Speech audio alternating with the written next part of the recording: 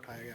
देखो, सबसे पहले हम धन्यवाद करना चाहते थे अपने इसरो के जो हमारे साइंटिस्ट है, वैज्ञानिक हैं, चंद्रयान 3 के लिए, जो उन्होंने बहुत ही सक्सेसफुल, बहुत मेहनत से, लगन से प्रयास किया। वो अपने प्रयास में कामयाब हुए। वो देश के गर्व की बात थी। दूसरा, हम धन्यवाद करना चाहते थे भारत सरकार में अपने प्रधानमंत्री जी का, यशस्वी तेजस्वी प्रधानमंत्री जी नरेंद्र मोदी जी, एक लौह पुरुष अमित शाह जी का G20 की कामयाबी के लिए, और मेयर साहिबा ने भी इस पे भारत सरकार की पीठ थपथपाई।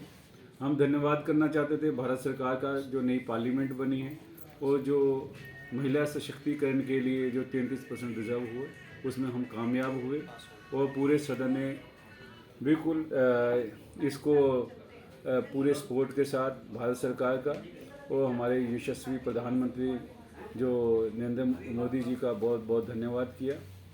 उसके बाद जो डेंगू के ऊपर जो हमारा शॉर्ट नोटिस लगा हुआ था, हमने दिल्ली की जनता में जो डेंगू फैल रहा है वो ये कई गुना ज़्यादा फैल रहा है, उसमें हमने कमिश्नर साहब को, मेयर साहिबा को बताया कि ग्राउंड लेवल पे कोई काम नहीं हो रहा और जो डीबीसी कर्मचारी हैं उनमें फ्रस्ट्रेशन है। उसका कारण ये है 30 डीबीसी कर्मचारियों को टर्मिनेट कर दिया गया। तो हमने इसका पूरा पुरजोर इसका विरोध किया और ये कहा गया कि किसी भी तरह का टर्मिनेशन हमें बर्दाश्त नहीं है। हिंदू राव हॉस्पिटल के अंदर हमारे सफाई कर्मचारी भाइयों को 11 दिन की वेतन काटा गया।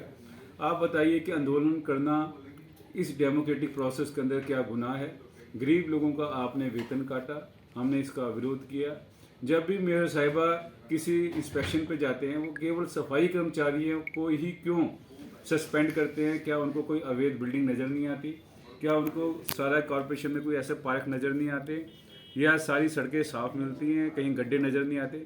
एक गरीब और शोषित वर्ग के साथ ही अन्याय क्यों किया जाता है? हमने इसकी पूरी आवाज़ उठाई और उसके बाद ये बैकडोर से कुछ एजेंडे जो ये पास करना चाह रहे थे, जिसमें ये जो बिल्डिंग प्लान के अंदर, सेंक्शन प्लान में नक्शा पास के समय ये चाह रहे थे कि जो कुछ एडिशनल चार्जेस लगे, जिसको इन्होंने कंपनसेटरी और रेगुलेटरी चार्जेस का नाम लिया।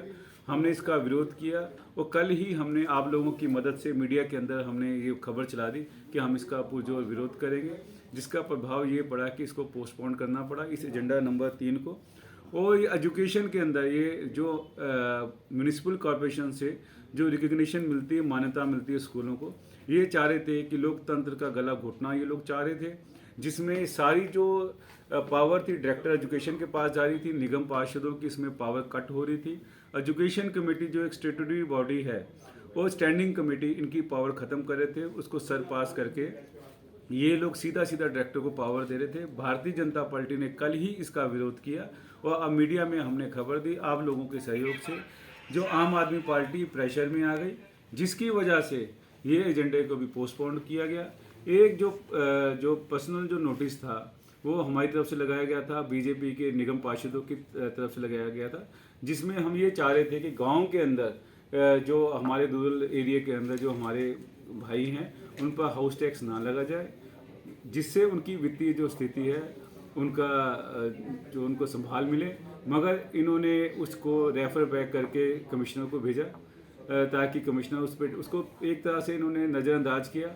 वो आवाज़ हम जनता तक लेके जाएंगे। हम चाहते हैं कि गांव के किसी भी जो हमारे लोग हैं उनको हाउस टैक्स ना देना पड़े, क्योंकि हम हमेशा जनता के हित की बात करते हैं और इनके जितने भी एजेंडा थे वो जनता विरोधी थे। आज उनकी जो दोहरा चेहरा सामने आया, कहीं ये सफाई कर्मचारी के विरोध में काम करते हैं, कहीं ये डीबीसी कर्मचारियों के विरोध में काम करते हैं।